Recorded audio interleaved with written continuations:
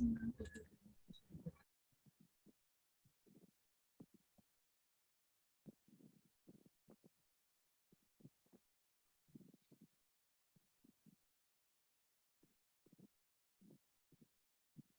Afternoon बच्चों। देखो, आज एक बहुत ही इम्पोर्टेंट लेक्चर सिलेबस का है, ठीक है, which is about what is about conductors, right? Very important chapter of our syllabus.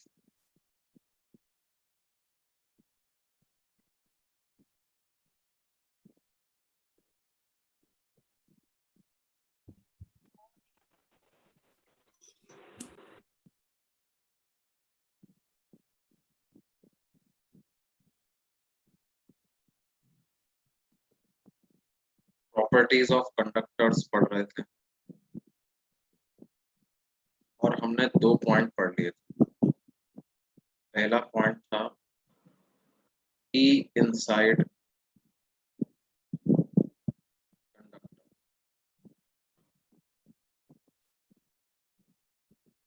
that is in the meat of the conductor,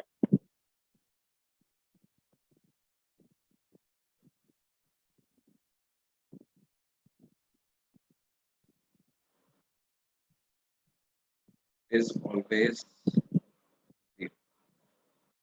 Under, of course, under electrostatic condition.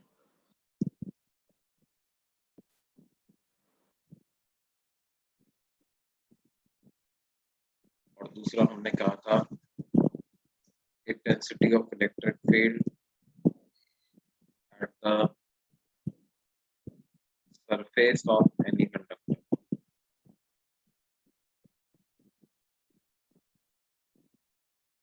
will always be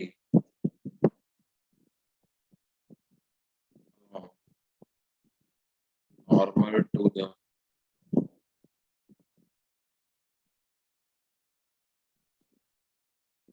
surface of the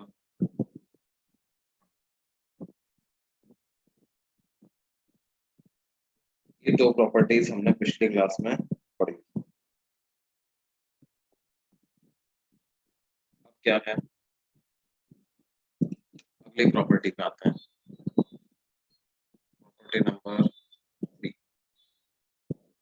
ये क्या है?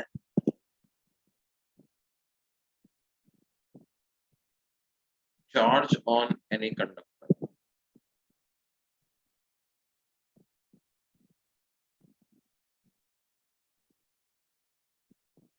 can only reside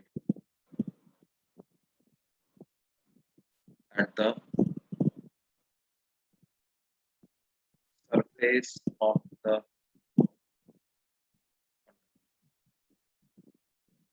that is, no net charge can be present in the bulk or meat of the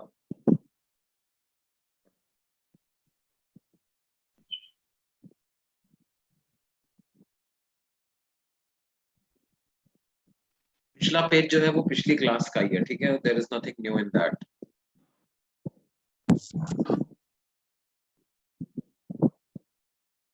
तो देखो क्या बोलना चाह रहे हैं हम। If this is a conductor, charge can only reside at its surface.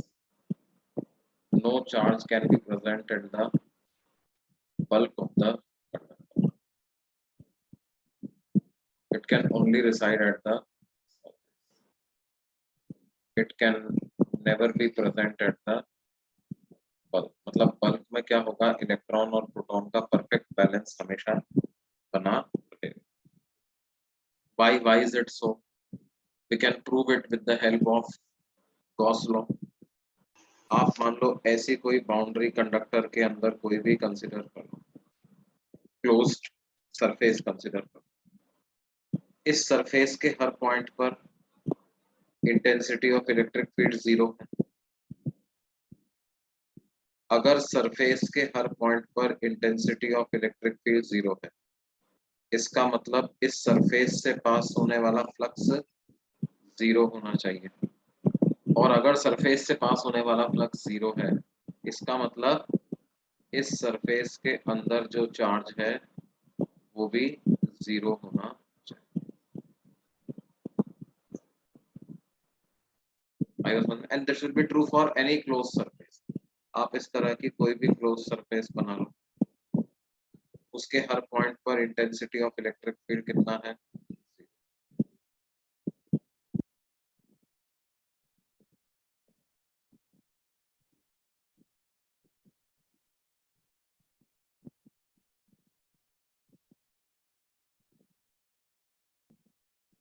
तो क्या होगा, हर पॉइंट पर इंटेंसिटी ऑफ इलेक्ट्रिक फील्ड अगर जीरो है तो इस सरफेस के अंदर जो चार्ज होगा वो भी कितना रहेगा? जीरो रहेगा। कोई भी क्लोज सरफेस जो कि कंडक्टर की बाउंड्री अंदर अंदर लाई कर रही है। हाँ, अगर ऐसी सरफेस बनाता हूं तो क्या है, यहाँ जरूर ई जीरो है लेकिन बाहर तो ई नॉन जीरो हो सकता है। तो इसका मतलब ये वाली सरफेस चार्ज एनक्लोज हो सकती है। अब चार्ज अंदर नहीं हो सकता, पूरी सरफेस को एनक्लोज कर रही है, इसका मतलब बाउंड्री पे तो हो सकता है चार्ज, राइट? लेकिन बल्क में, मीट में चार्ज प्रेजेंट नहीं हो सकता।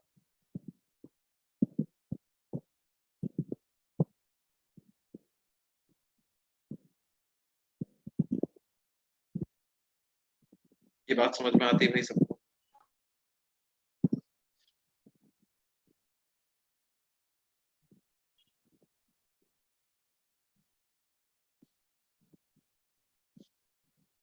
अगले पेज पे चलें।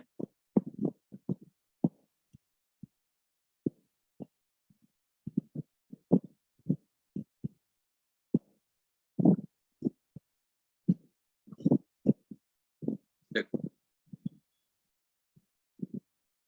Property number 4। प्रॉपर्टी नंबर 4 क्या है? ये कहता है कि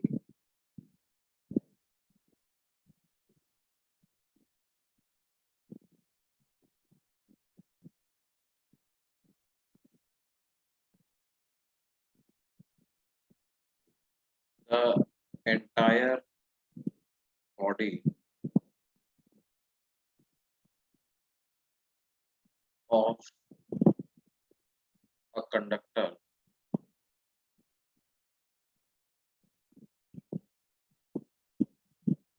will be equipotential under electrostatic conditions.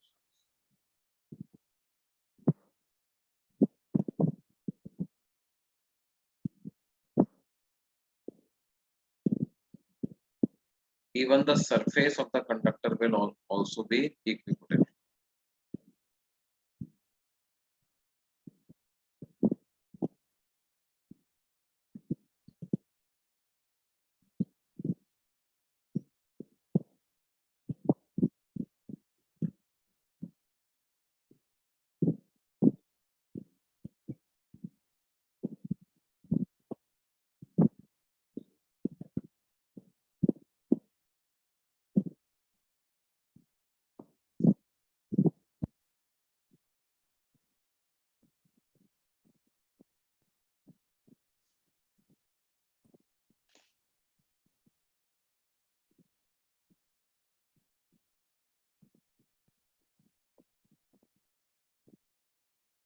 ठीक है बच्चों?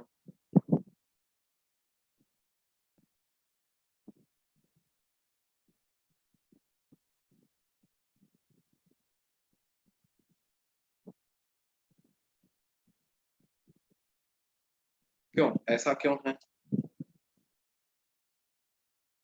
भाई? किसी भी दो पॉइंट के बीच में पोटेंशियल डिफरेंस अगर लिखना है तो वो minus E dot D R ही तो होता है। अब since E is zero, this implies dv is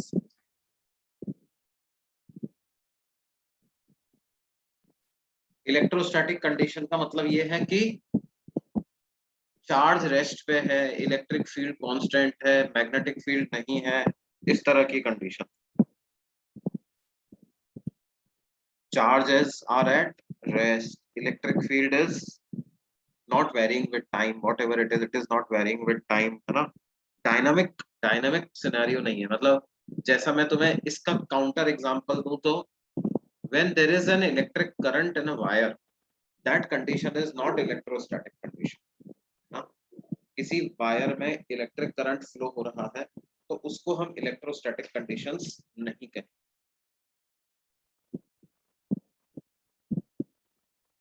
अच्छा, सरफेस पर क्या है, इवन एट द सरफेस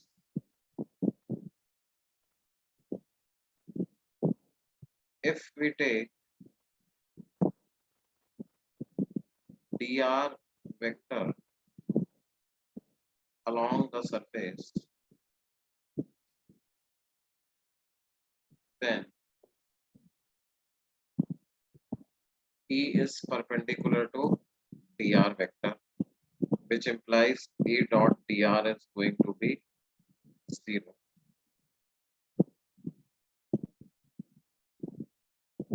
तो इसका मतलब क्या हो गया बच्चों, इसका मतलब हो गया कि ये कंडक्टर है,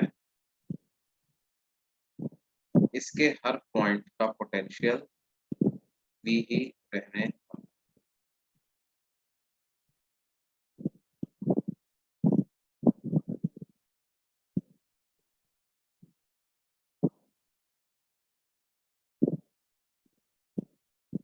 ठीक है। Now what are the implications of this, इस पे बेस्ड कुछ क्वेश्चंस पूछे जा सकते हैं क्या,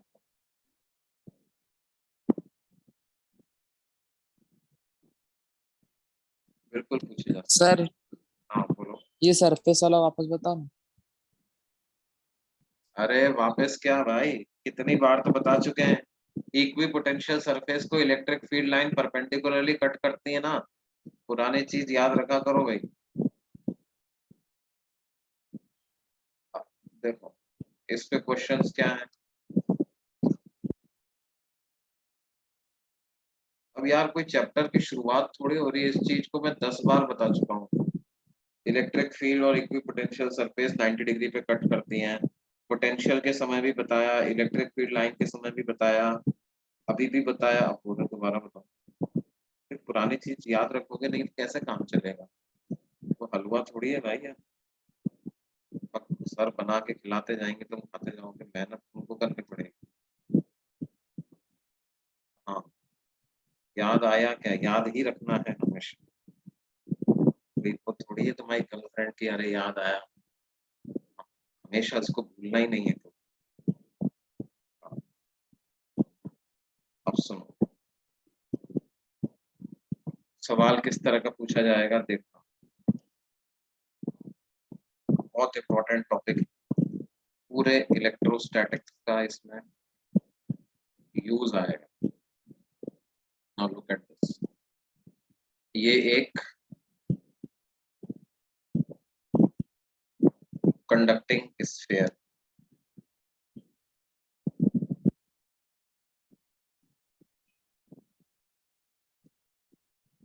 is a metallic sphere, solid sphere है, कुछ ना कहा जाए तो सॉलिड ही मानना है, having radius r and charge q, और क्या क्या पता करना है हमें, फाइंड नंबर 1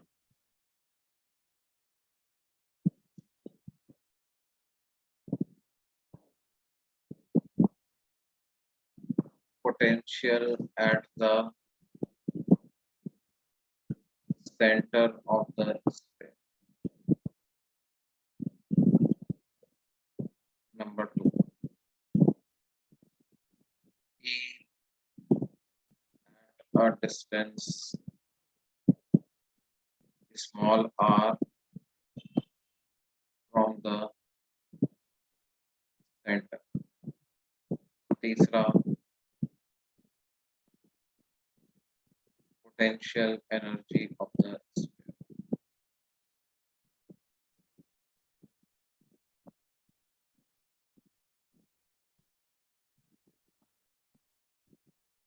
ये तीन चीज पता करनी।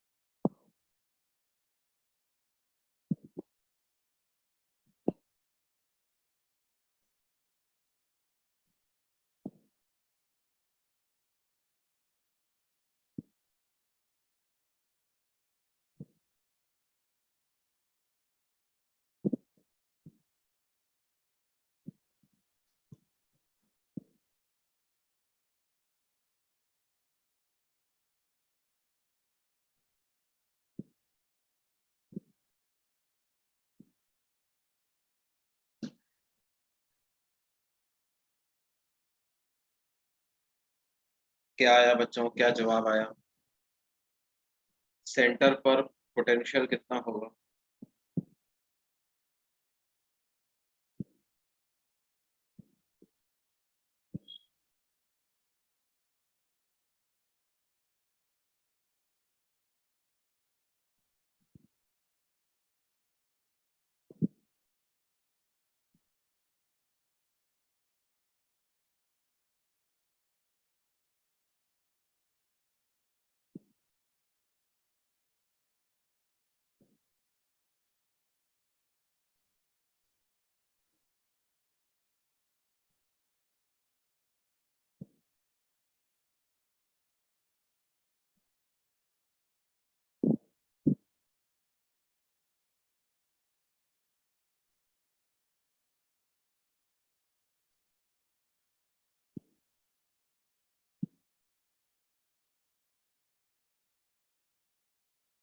कई लोग बोल रहे हैं zero, but zero is not the right answer.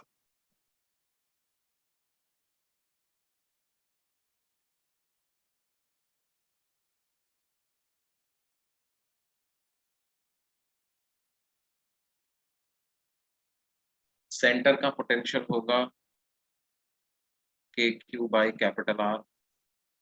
E at R less than capital R होगा zero. E at R greater than capital R होगा K Q by r square. और इसकी पोटेंशियल एनर्जी होगी के Q square by 2।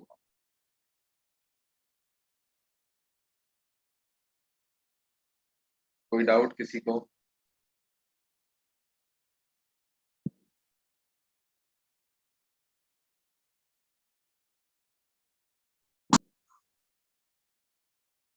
Sphere, solid sphere, metallic solid sphere.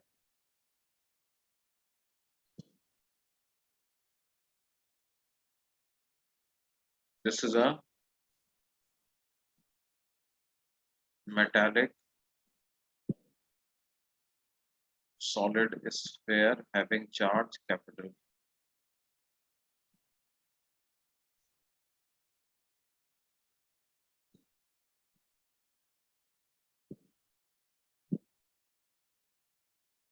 तो centre पर के Q by are कैसे? हाँ, एक बच्चे ने सही डाउट पूछा है सर। एक बच्चे ने बिल्कुल सही मुद्दा उठाया। उसने क्या कहा साहब? Solid sphere. ये तो आपने सारे के सारे फॉर्मूले हॉलो स्फेयर वाले लगा दिए। हमने सारे के सारे फॉर्मूले कौन से वाले लगा दिए? हॉलो स्फेयर वाले लगा दिए। सॉलिड स्फेयर के लिए तो क्या होता है, कहानी अलग होती है।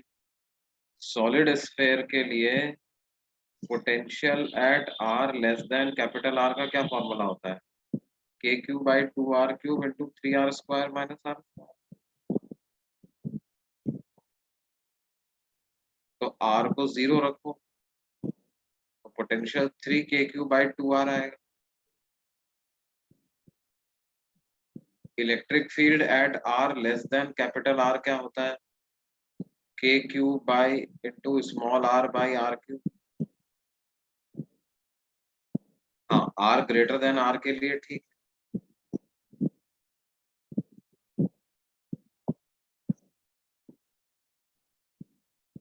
और पोटेंशियल एनर्जी की जहां तक बात है तो सॉलिड स्फेयर की पोटेंशियल एनर्जी तो 3/5 के क्यू स्क्वायर बाई आर होती है भाई।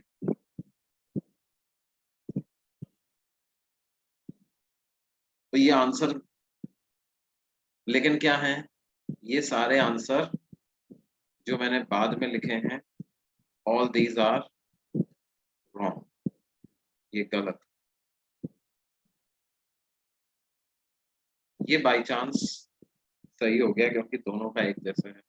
ये सिर्फ नाम का सॉलिड स्फेयर है बच्चों। अगर इलेक्ट्रिकली देखें, इसके इलेक्ट्रिक फील्ड के इफेक्ट देखें तो ये हॉलो स्फेयर के जैसा ही है। कैसा है ये हॉलो स्फेयर के जैसा ही। क्यों, ऐसा कैसे सर, सॉलिड है हॉलो के जैसा कैसे? भाई देखो, हमने अभी अभी पढ़ा है कि कोई भी चार्ज आप दोगे तो वो सिर्फ कहाँ पे प्रेजेंट रहेगा, ई इनसाइड कंडक्टर जीरो होता है। इलेक्ट्रोस्टैटिक कंडीशन की सबसे बेसिक चीज क्या है, अंदर इलेक्ट्रिक फील्ड जीरो होता है। अब अंदर इलेक्ट्रिक फील्ड जीरो है तो हमने गॉस लॉ लगा के प्रूव किया था कि चार्ज इनसाइड भी जीरो होगा। और चार्ज इनसाइड जीरो होगा इसका मतलब क्या है, आप भले ही चार्ज कहीं भी दे दो, इसको सॉलिड बना दो, जैसा भी बना दो, वो रीडिस्ट्रीब्यूट होकर के सिर्फ कहाँ पे अपीयर होगा, it will appear only at the surface बच्चों, it will appear only at the surface. सिर्फ सरफेस ही सरफेस पे चार्ज रहेगा, और कहीं पे चार्ज नहीं आ पाएगा अभी। जो भी चार्ज दोगे it will be present only at the surface.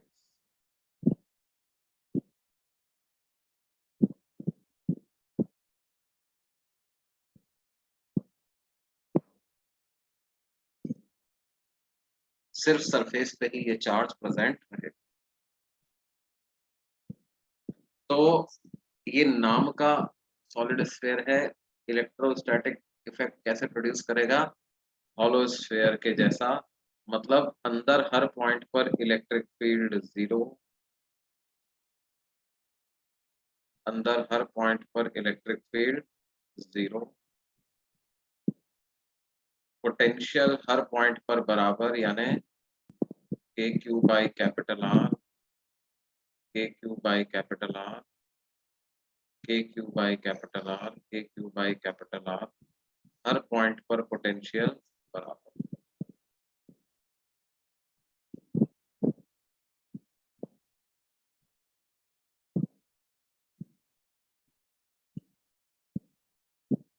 और अब क्योंकि हॉलो स्फेयर है तो पोटेंशियल एनर्जी वाला भी फॉर्मूला क्या लगेगा, हॉलो स्फेयर वाला ही लगेगा, यानी K Q square by two R. क्या ये बात समझ में आई सबको?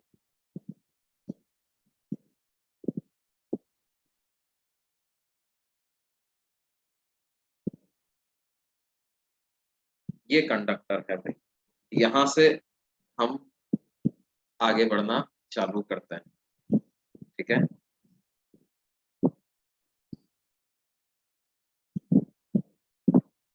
एग्जाम में डिफरेंशिएट कैसे करेंगे कि सॉलिड स्फेयर, देखो जब तक कंडक्टर शब्द का इस्तेमाल ना किया जाए तब तक क्या मानना है हमें, नॉन कंडक्टर ही मानना, ठीक है। अगर उनको कंडक्टर देना होगा तो लिखना पड़ेगा कि कंडक्टर है। कहा जाए आपसे, सिर्फ क्वेश्चन में लैंग्वेज आ जाए, अ sphere has uniformly distributed charge Q, तो क्या मानोगे बताओ? ऐसी लैंग्वेज आ जाए, अ sphere has uniformly distributed charge capital Q,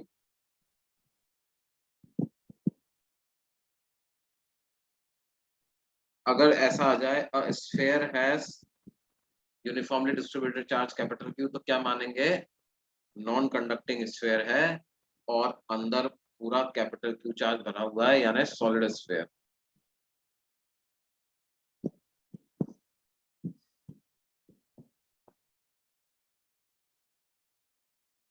okay, अब क्या है, और एक सवाल लेते हैं, देखो किस तरीके का।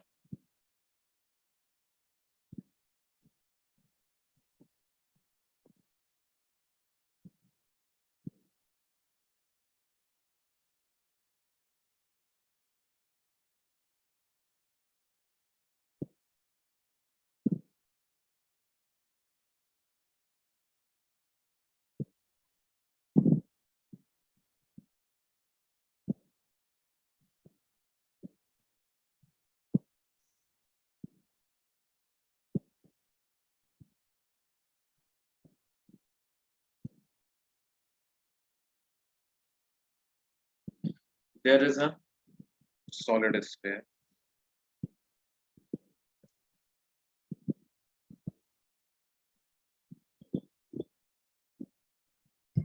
This is a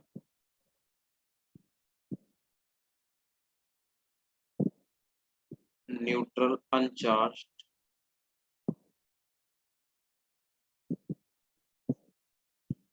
solid sphere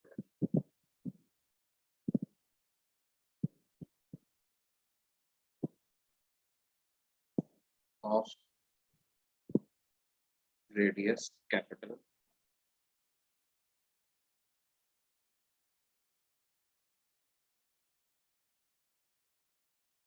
a particle having charge capital Q is placed at a distance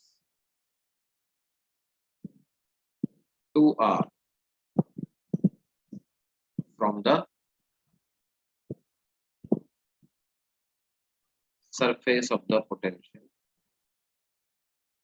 as shown.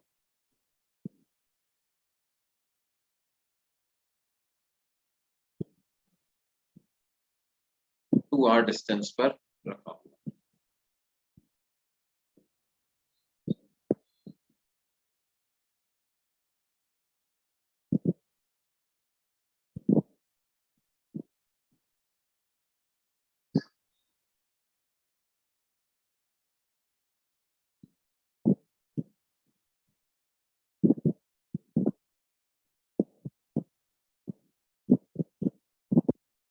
Find the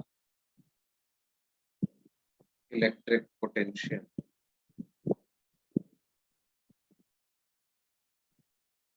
at points A and B.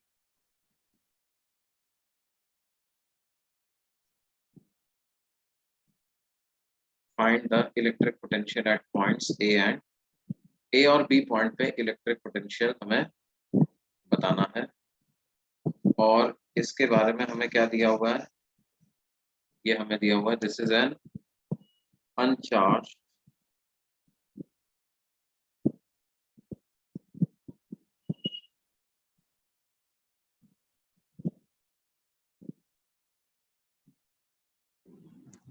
solid sphere of radius capital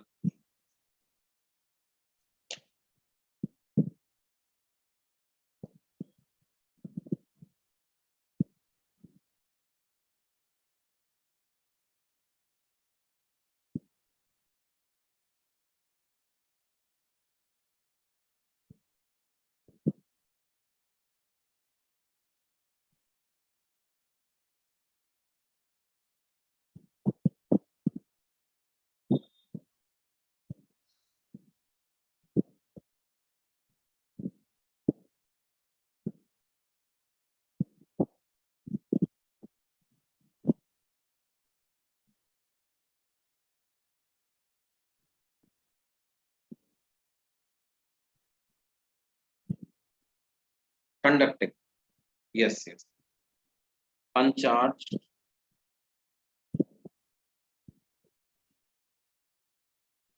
metallic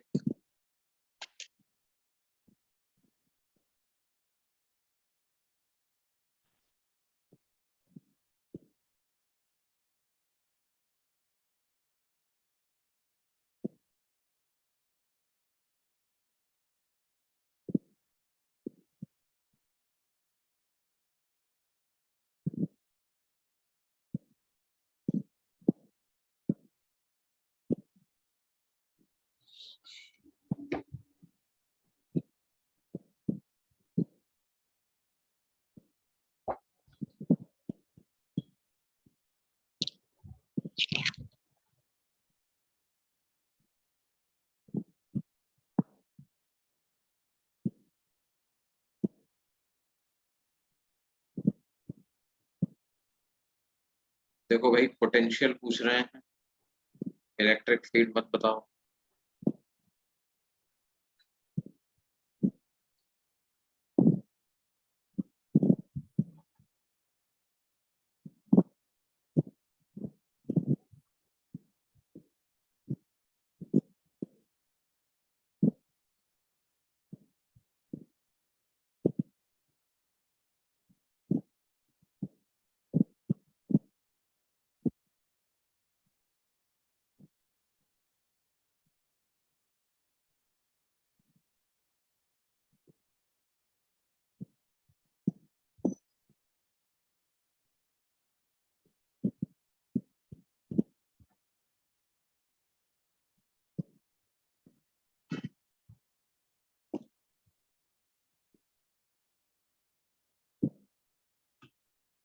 देखो बच्चों, अलग अलग answer आ रहे हैं।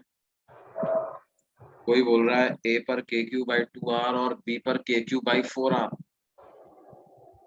लेकिन वो ये बोलते समय इस बात को भूल गया कि कंडक्टर का हर पॉइंट सेम पोटेंशियल पे होता है। किसी ने कहा के क्यू बाई 2r दोनों जगह पे। भाई के क्यू बाई 2r ही क्यों, क्या दोनों जगह पर के क्यू बाई 4r कर दें? किसी ने कहा ऐसा करें, के क्यू बाई 2r और के क्यू बाई 4r का एवरेज ले लें।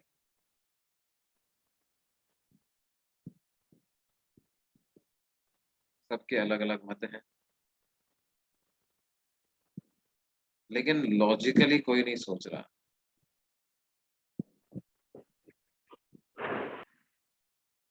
लॉजिकली कोई नहीं सोच रहा।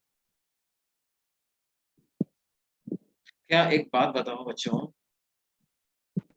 मैं तुम्हारा ध्यान एक और लेकर जाना चाहता हूँ, शायद वो पॉइंट तुम मिस कर गए, कि ये जो चार्ज कैपिटल क्यू रखा हुआ है, क्या इस कैपिटल क्यू की वजह से इस सॉलिड मेटालिक स्फीयर पे कोई चार्ज इंड्यूस होगा क्या?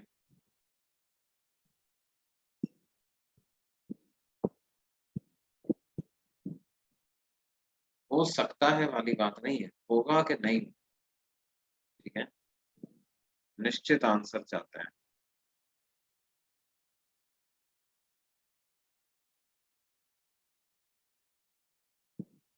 होगा, डेफिनेटली होगा।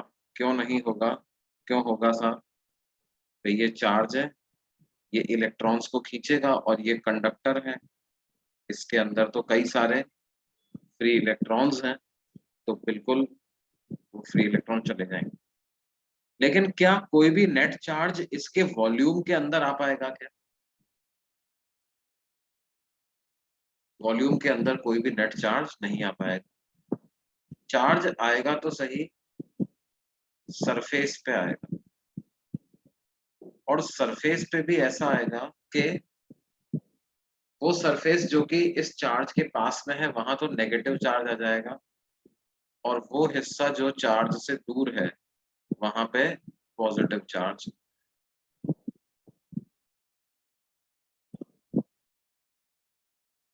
जो पास में है वहां नेगेटिव चार्ज, जो दूर है वहां पे पॉजिटिव चार्ज, ऐसा होता है। अब जैसे मान लो आपको क्या करना है, ए पॉइंट का पोटेंशियल पूछा मैंने, तो पोटेंशियल ऑफ ए लिखते समय आपको दोनों तरह के चार्ज लेने पड़ेंगे। Potential at A due to capital Q, plus potential at A due to induced charge on the.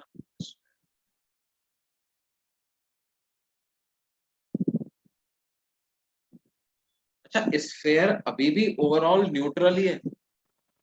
क्या स्फेयर पे नेट चार्ज कुछ आया है क्या? नेट चार्ज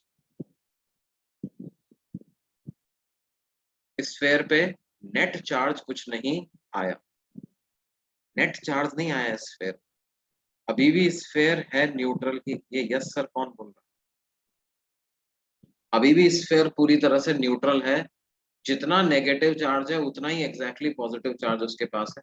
कहाँ से आएगा नेट चार्ज उसके पास? किसी से कनेक्ट थोड़ी किया है हमने उसको। किसी और बॉडी से उसको कनेक्ट थोड़ी किया है कि उसके पास चार्ज वहां से आ जाएगा, ठीक है। वो तो ये था, बाहर एक पॉजिटिव चार्ज रखा हुआ था, उसने इलेक्ट्रॉन्स को अपनी तरफ खींच लिया। तो ये ऐसा हो गया है कि लेफ्ट साइड पे इलेक्ट्रॉन की संख्या प्रोटॉन की ज्यादा हो गई है, राइट साइड पर इलेक्ट्रॉन कम पड़ गए, तो वहाँ पॉजिटिव चार्ज हो गया। लेकिन ओवरऑल पूरे कंडक्टर में अभी भी जितने इलेक्ट्रॉन है उतने प्रोटॉन, पहले न्यूट्रल था तो अभी भी न्यूट्रल। अब देखो कि ए पॉइंट जो है वो नेगेटिव चार्जेस के ज्यादा करीब है, पॉजिटिव चार्जेस से दूर है। तो इंड्यूस चार्ज की वजह से ए पॉइंट का पोटेंशियल नेगेटिव होगा कुछ। Potential at A due to capital Q तो मैं के क्यू बाई 2r लिख दूं, और potential at A due to induce charge will have some negative value.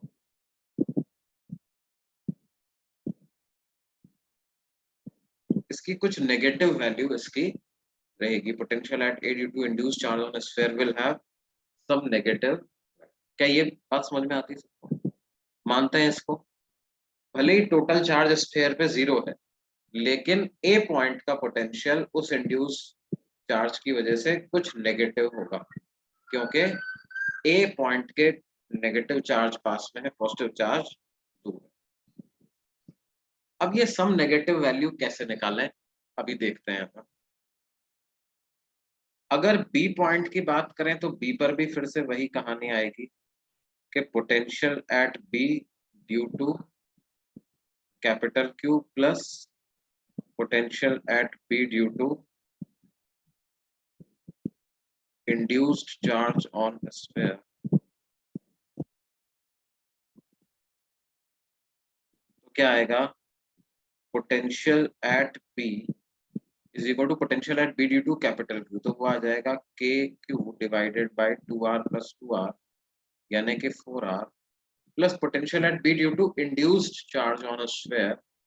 तो due to induced charge on the sphere will have, क्या मैं बोल सकता हूँ बी पॉइंट पर इंड्यूस्ड की वजह से it will have some positive value.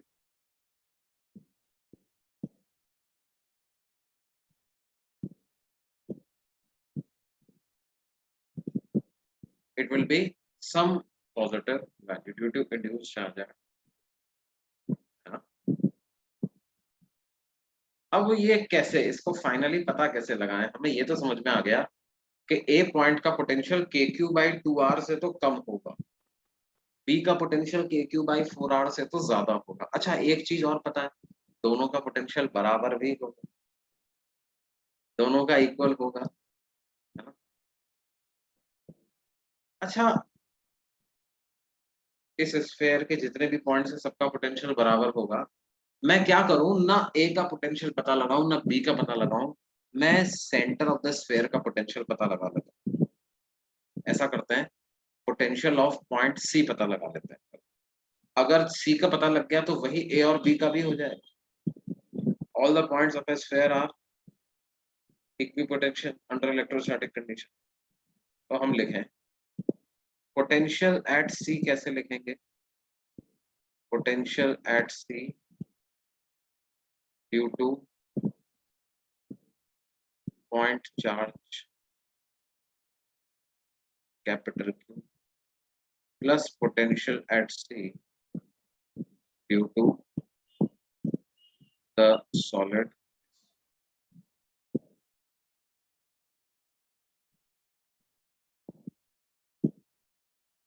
अब potential at C due to point charge capital Q को के क्यू बाई 3r लिख सकता हूं, plus potential at C due to solid sphere कितना होगा बच्चों? Potential at C due to solid sphere,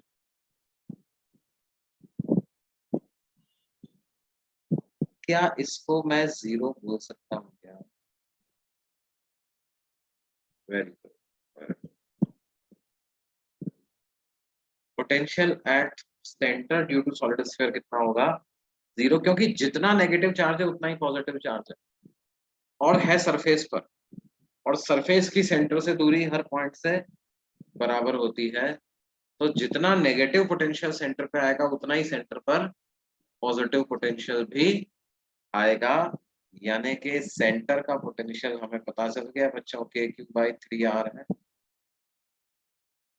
and also potential at A equal to potential at B equal to potential at C, which is k3/3r.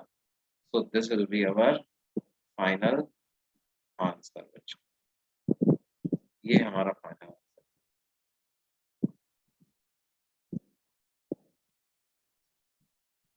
क्या ये बात समझ में आती है सबको?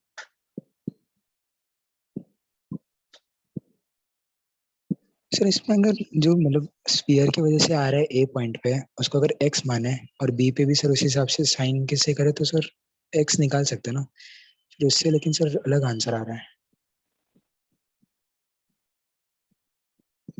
नहीं देखो, आप ऐसा नहीं बोल सकते कि ए पर स्फेयर की वजह से एक्स आएगा तो बी पर -x आएगा, क्या ऐसा बोल सकते हैं क्या? सर सिमेट्री तो नहीं, बल्कि सिमेट्री कहाँ है? There is a lack of symmetry. A point पे डेंसिटी ज्यादा है चार्ज, है ना, बी पॉइंट पे तो चार्ज नेगेटिव, पॉजिटिव चार्ज की डेंसिटी कम। भाई क्या होगा, आधे आधे पे थोड़ी ना है पॉजिटिव और नेगेटिव चार्ज, समझ रहे हो? पॉजिटिव और नेगेटिव चार्ज बिल्कुल आधे आधे पे नहीं है, ठीक है? तुम इस तरह से देखो, जैसे अपन अब यहां से तुम कैलकुलेट कर सकते हो कि ए पर सॉलिड स्फीयर की वजह से कितना नेगेटिव पोटेंशियल है। कैसे? पोटेंशियल एट ए को हमने क्या लिखा था,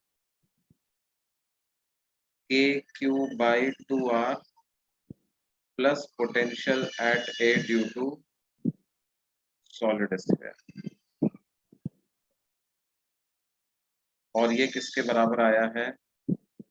k3/3r के बराबर। तो potential at A due to solid sphere कितना आएगा? -k3/6r। उसी तरह से पोटेंशियल एट बी को क्या लिखेंगे? k3/4r plus potential at B due to solid sphere, और ये दोनों ऐड होकर के कितने आ रहे हैं? k3/3r आ रहे हैं। implies potential at B due to solid sphere की क्या वैल्यू आएगी? k3/12। आइए समझ में? वहां पे सिमेट्री है नहीं, मतलब देखो कैसा है, इस तरह की सिचुएशन है कि ये स्फीयर है ना, इसके सामने आपने 2r डिस्टेंस पर एक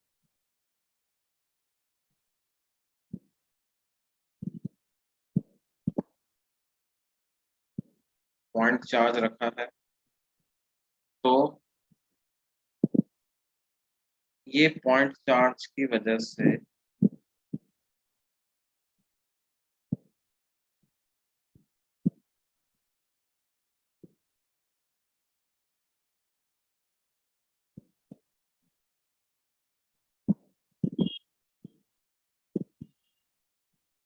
कुछ ऐसा आप बोल सकते हो ना कि इस तरह का एक रीजन बनेगा जहां पे चार्ज कैसा आएगा,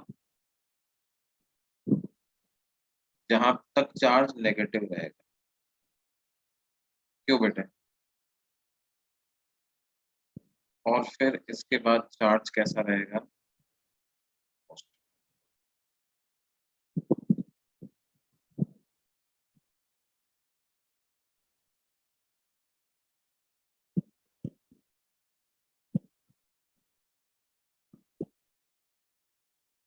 ये बात समझ में आती है? तो हम ये नहीं बोल सकते कि यहाँ पर स्फीयर की वजह से जितना नेगेटिव पोटेंशियल है उतना ही बी पॉइंट पर स्फीयर की वजह से पॉजिटिव पोटेंशियल होगा, ऐसा नहीं बोल सकते आप। क्या ये बात क्लियर है भाई? तो जो परफेक्ट लॉजिक रहेगा यहाँ पर वो क्या रहेगा, देखो कभी भी आपको किसी कंडक्टर के किसी भी रैंडम पॉइंट का पोटेंशियल कैलकुलेट करने को पूछा जाए तो उसका क्या तरीका होगा, आप कंडक्टर के किसी ऐसे पॉइंट का पोटेंशियल निकाल लो जो कि आपसे आसानी से निकल पा रहा है because of the situation given. और मोस्ट ऑफ द टाइम्स क्या होगा, वो सेंटर ही होगा जिसका पोटेंशियल आसानी से आप निकाल पाओगे, उसका पोटेंशियल निकाल लो, फिर बाकी पॉइंट का तो उसके बराबर ही आए।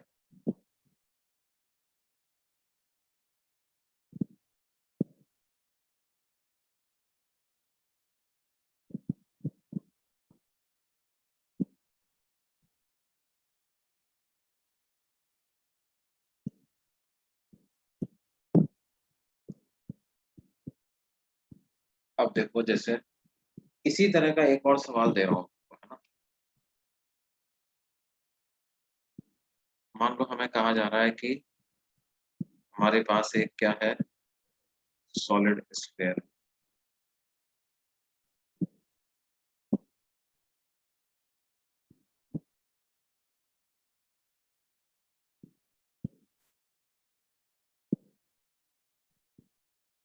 और इस सॉलिड स्फीयर के रेडियल लाइन के along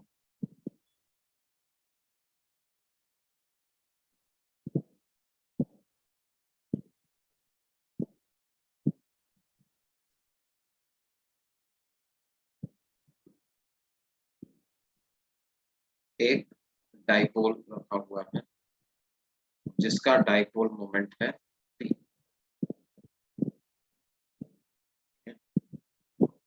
now there is a point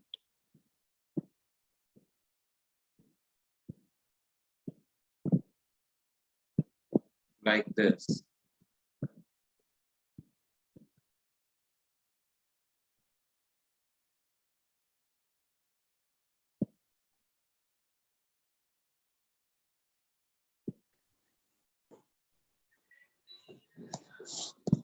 इस तरह का कोई पॉइंट,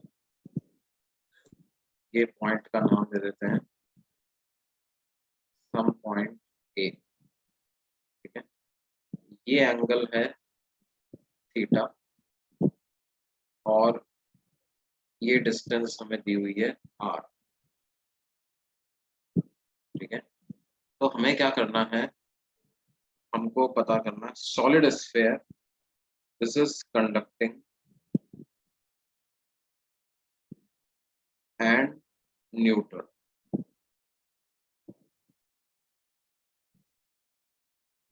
हमें क्या करना है, find the potential of the point A.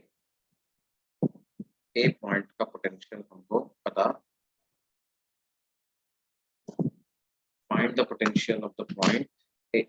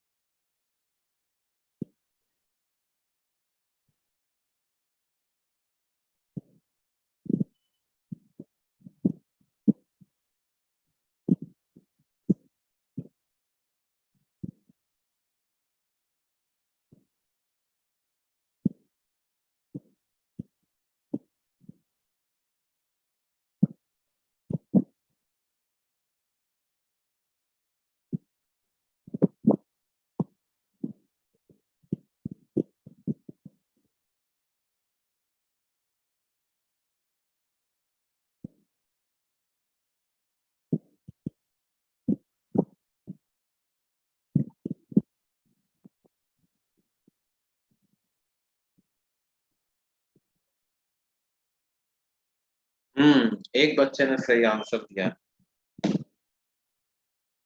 Very good.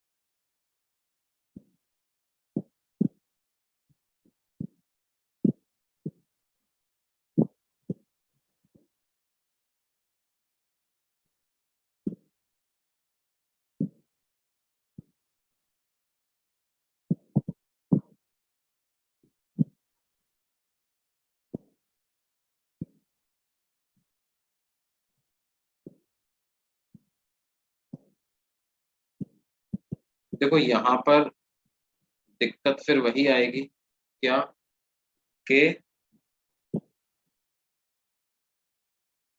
बिल्कुल सही है, हाँ तुम्हारा भी सही है, बिल्कुल सही है।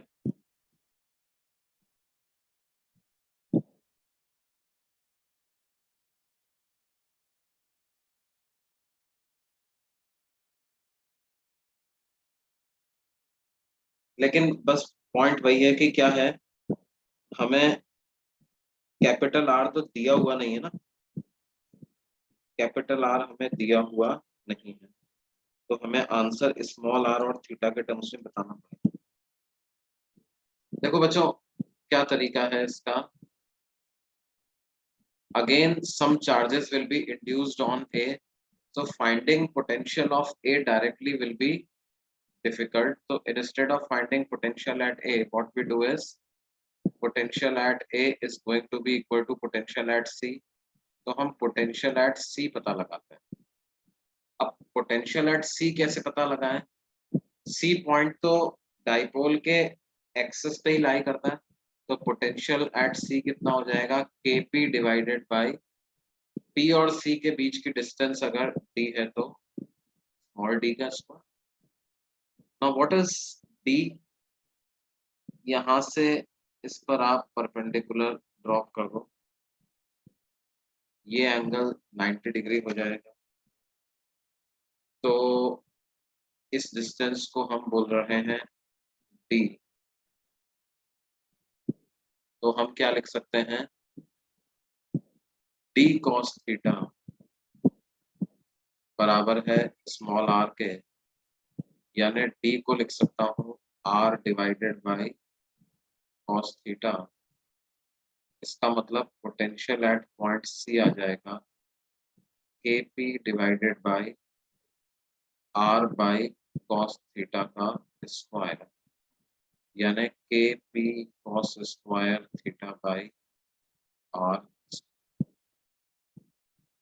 पोटेंशियल एट C जब मैंने लिखा तो potential at C due to dipole plus potential at C due to induced charge, दोनों लिखा है मैंने, लेकिन potential at C due to induced charge will be zero because anyways it is a neutral conducting sphere, इस पे कुछ charge induce भी होगा तो क्या होगा, उसकी वजह से सेंटर का पोटेंशियल तो जीरो ही रहेगा। तो ये फाइनल आंसर आएगा, और ये यही पोटेंशियल ए का भी होगा, that is Kp cos square theta by r।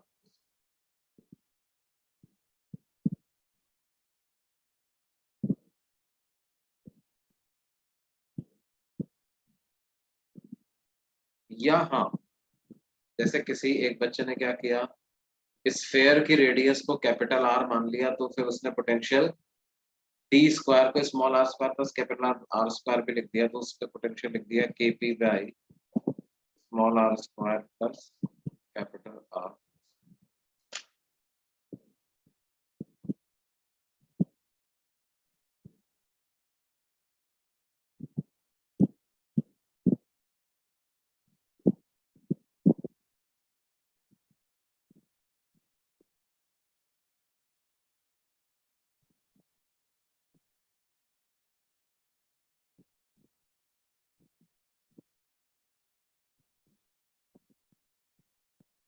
Sir potential negative आएगा ना? क्यों नेगेटिव क्यों आएगा बेटे? सर क्योंकि डाइपोल का जो नेगेटिव क्यू पॉइंट रहेगा वो ज्यादा करीब है पॉइंट्स का। दूर है ना, डाइपोल का नेगेटिव पॉइंट तो दूर है ना, पॉजिटिव पॉइंट यहाँ, पोटेंशियल नेगेटिव क्यों आएगा? पॉजिटिव ही आएगा। एक्यूट एंगल पे पोटेंशियल पॉजिटिव आता है ना, ऑब्ट्यूज एंगल पे नेगेटिव आएगा। एरो टुवर्ड्स नेगेटिव होता है ना? क्या बेटे? डाइपोल का एरो टुवर्ड्स नेगेटिव होता है ना? नहीं नहीं भाई, नेगेटिव से पॉजिटिव की तरफ होता है।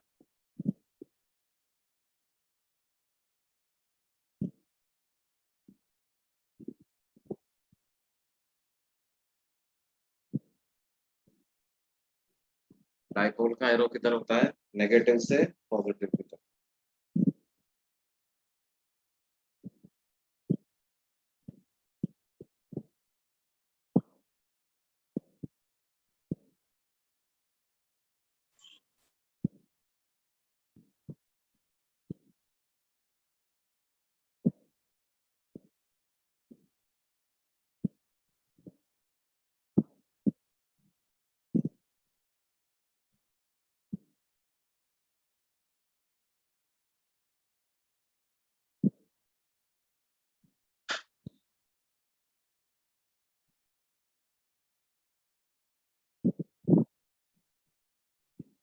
बोलो भाई, सबको समझ में आया? डाउट किसी को?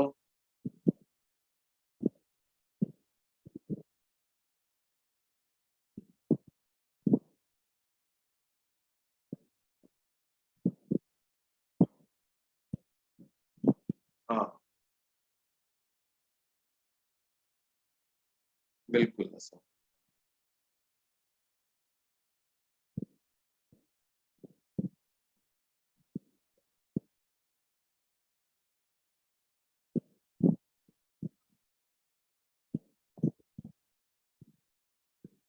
डाइपोल के पास वाली सरफेस पे पॉजिटिव चार्ज इंड्यूस होगा इस केस में, दूर वाली सरफेस पर नेगेटिव चार्ज इंड्यूस होगा, है ना।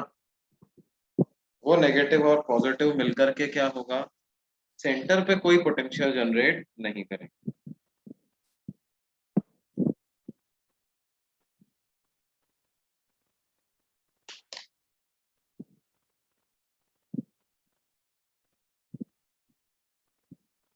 हाँ वो, हाँ जैसे ए पॉइंट पर सिर्फ इंड्यूस चार्ज की वजह से पोटेंशियल पता लगाना है, तो अब पता लगा सकते हो ना।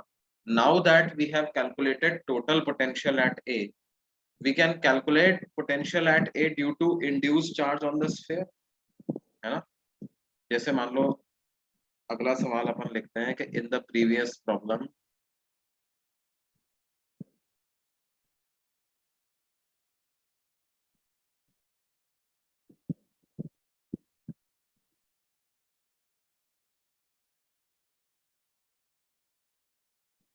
calculate potential at A due to the induced charges। induced charges की वजह से A पॉइंट पर पोटेंशियल पता लगता है।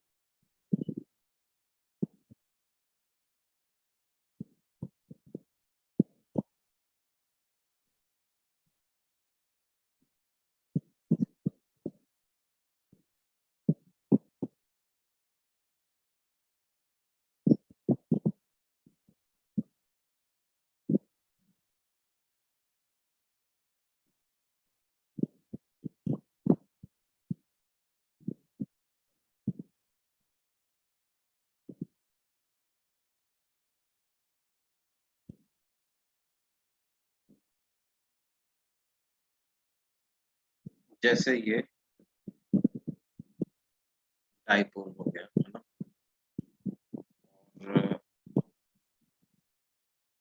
और अब हमें क्या करना है, इसकी सरफेस पर किसी पॉइंट पर पोटेंशियल कैलकुलेट करना।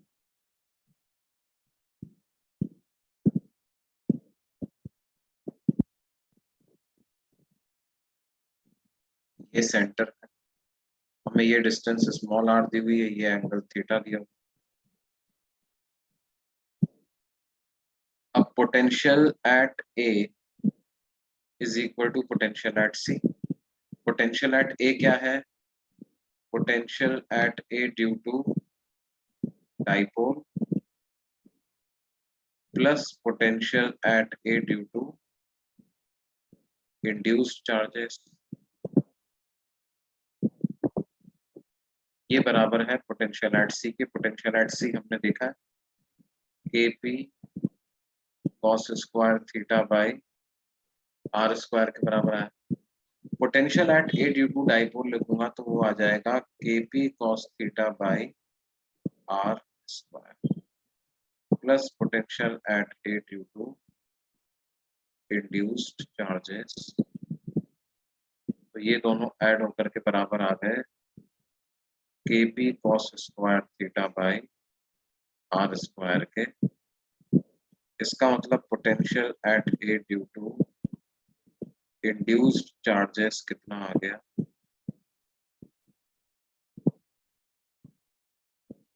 के P cos theta by r square, ये कॉमन आ गया, cos theta minus one.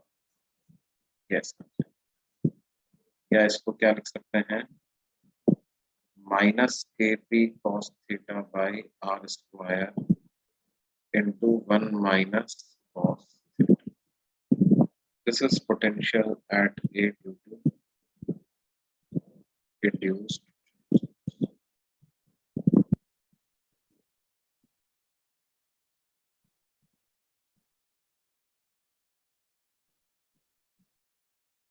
Of course negative ही आएगा क्योंकि वो नेगेटिव चार्ज से ज्यादा पास है ना।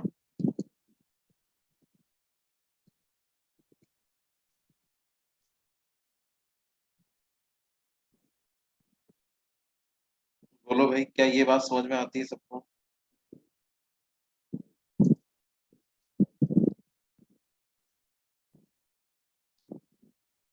ओके,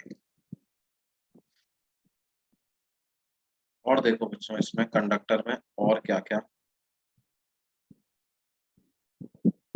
बात होती है।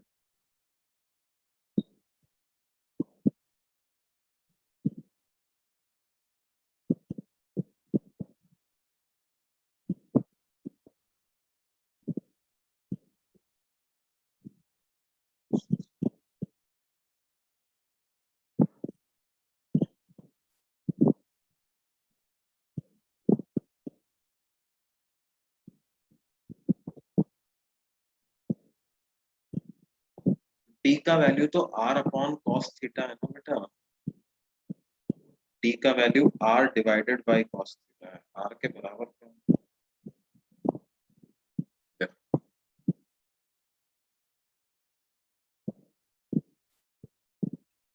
मान लो हमने क्या किया, एक सॉलिड स्फीयर लिया और ये कैसा सॉलिड स्फीयर है? इसके अंदर cavity,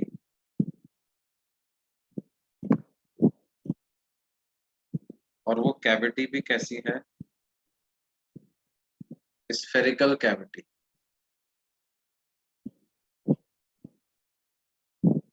there is a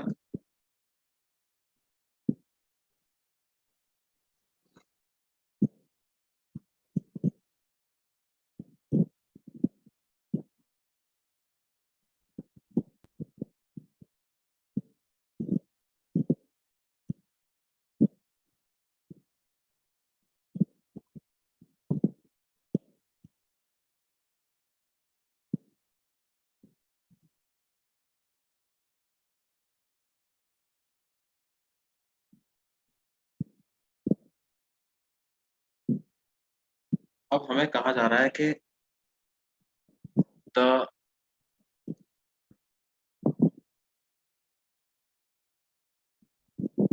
metallic sphere has charge capital Q, find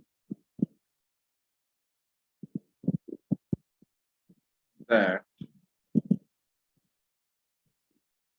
how the charge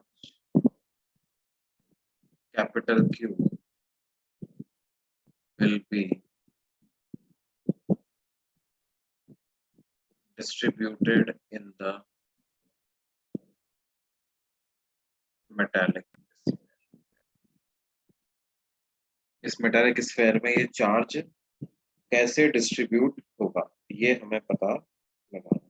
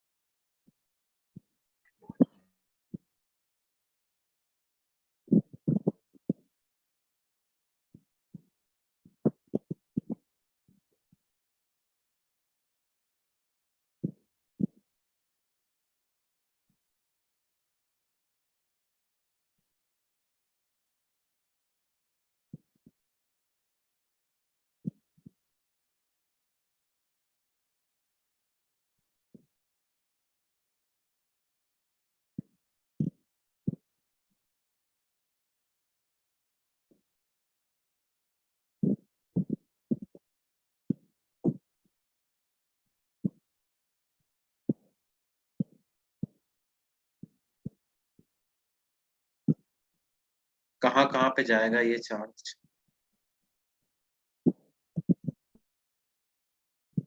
देखो क्या होगा बच्चों, ये जो चार्ज है ये इस तरह से डिस्ट्रीब्यूट होगा। देखो कैसे कि वो इलेक्ट्रोस्टैटिक्स की सारी कंडीशंस सेटिस्फाइड रहे। मीट ऑफ द कंडक्टर में इलेक्ट्रिक फील्ड 0 रहे,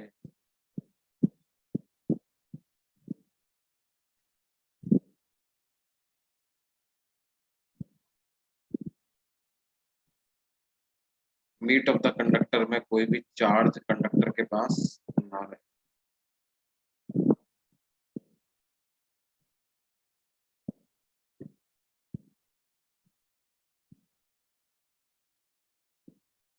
ये इस तरह से डिवाइडेड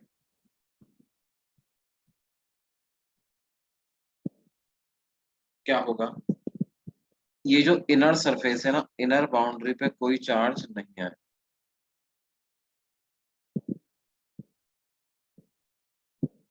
बल्क में तो कोई चार्ज आ ही नहीं सकता।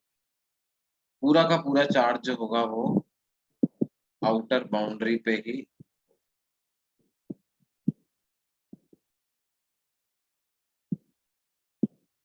और uniformly distributed. The entire charge will be on outer boundary and it will be uniformly distributed.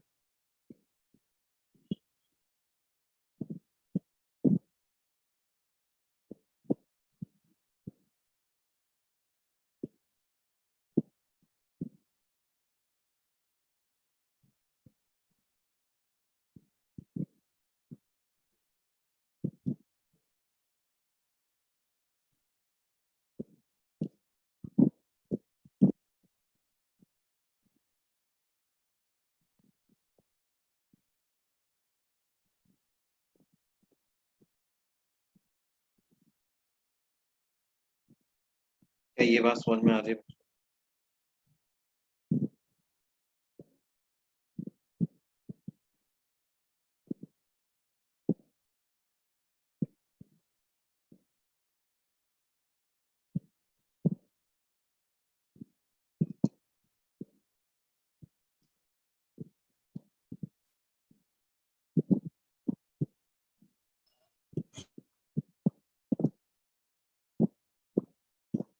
ठीक है, इसमें हर जगह पे इलेक्ट्रिक फील्ड 0 होगा। अब देखो अपन इसको धीरे धीरे थोड़ा सा जटिल बनाते जाएंगे, कॉम्प्लेक्स बनाते जाएंगे। कैसे? मान लो क्या है कि स्फीयर है, उसके अंदर कोई कैविटी है, कैविटी के अंदर एक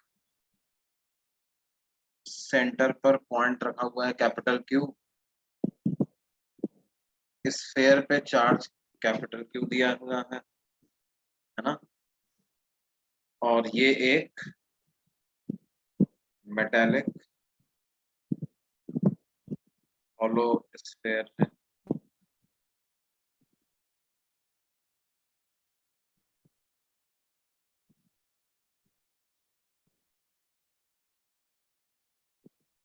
और एक particle having charge small q is placed at its center.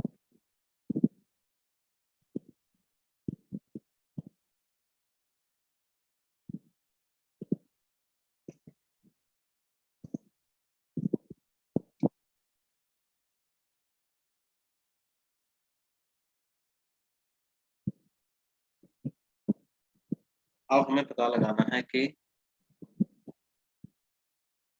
find the distribution of charge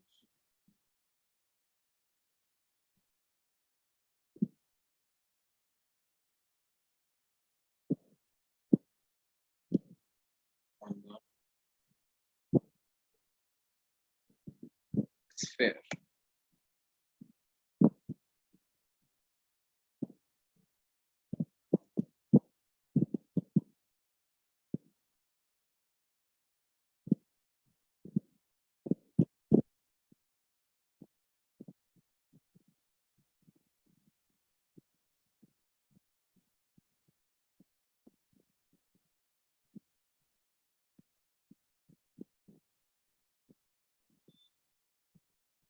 कैसे डिस्ट्रीब्यूट होगा बच्चों?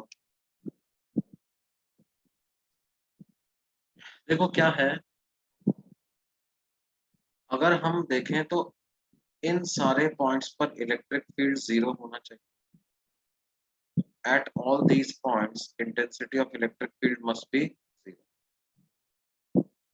तो अगर मैं ऐसा एक गॉसियन सरफेस बना दूं, तो क्योंकि उसके हर पॉइंट पर इलेक्ट्रिक फील्ड 0 है, तो उसमें से पास होने वाला इलेक्ट्रिक फ्लक्स भी 0 होगा। और इसमें से पास होने वाला इलेक्ट्रिक फ्लक्स 0 है, इसका मतलब इसके द्वारा कोई नेट चार्ज एनक्लोज नहीं होना चाहिए। तो क्या हो जाएगा बच्चों, जो इनर सरफेस है ना, उस पे चार्ज इंड्यूस होगा कितना, minus of small. Inner surface पे चार्ज इंड्यूस होगा कितना, माइनस ऑफ स्मॉल।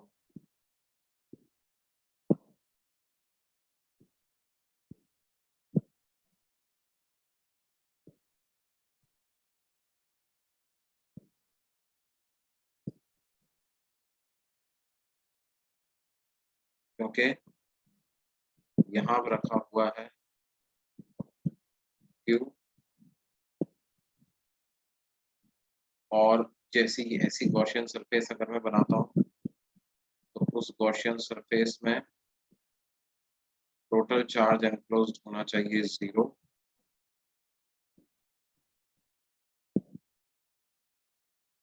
यानी यहाँ चार्ज कितना होगा, माइनस। और इधर अगर माइनस Q है, तो टोटल चार्ज अपने को कितना रखना है, कैपिटल Q। तो बाहर जो चार्ज इंड्यूस होगा वो capital Q plus small q के बराबर, और ये माइनस Q भी यूनिफॉर्मली डिस्ट्रीब्यूटेड होगा, और capital Q plus small q भी यूनिफॉर्मली डिस्ट्रीब्यूटेड।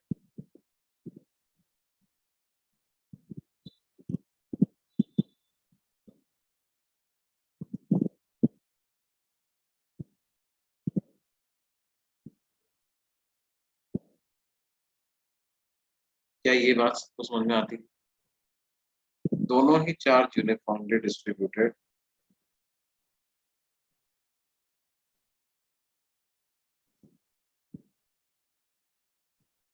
अच्छा, इसमें एक थ्योरम ऑफ यूनिकनेस होती है, वो आप लोगों को याद रखनी है। क्या थ्योरम होती है बच्चों? There is a theorem which is called as theorem of uniqueness. वो कहता है कि there exists one and only one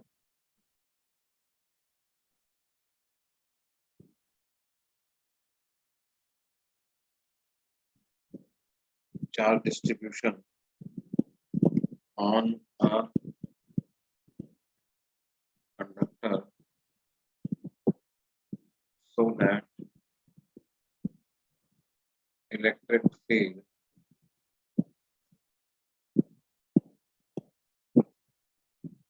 intensity at all points on of the conductor is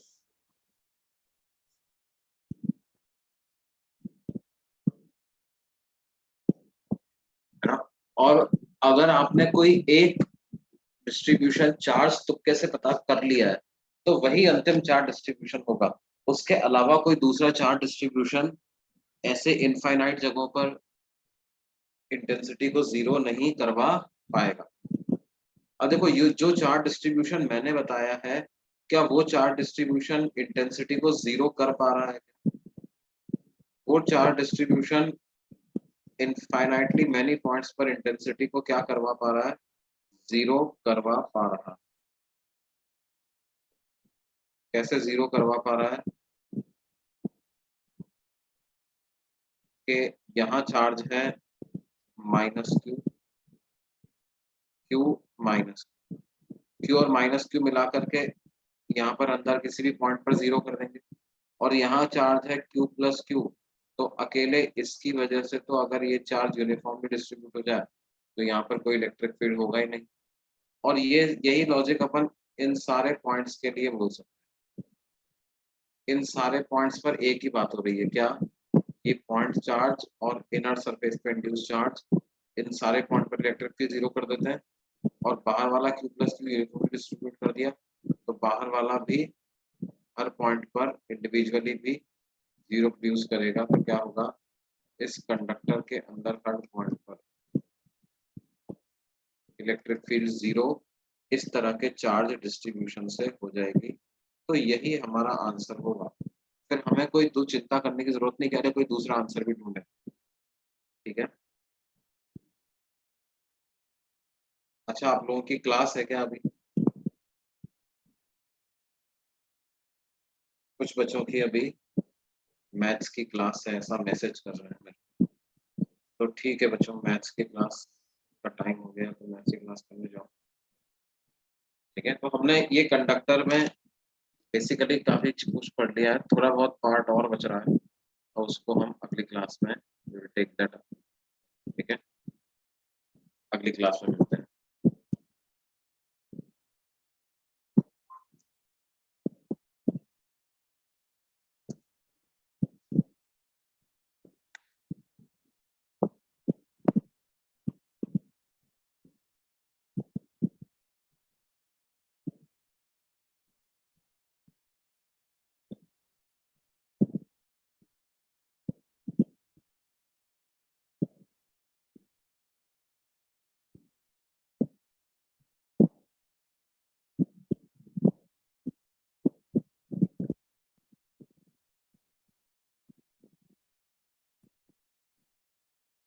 notes मैंने ग्रुप पे भेज दिए हैं, ठीक है, वहां से आप लोग देखें। और ये जो आज जितना भी पढ़ाया ना, इसको खुद से पढ़ना घर पे जाके अच्छे से, बहुत इंपॉर्टेंट है। अगली क्लास में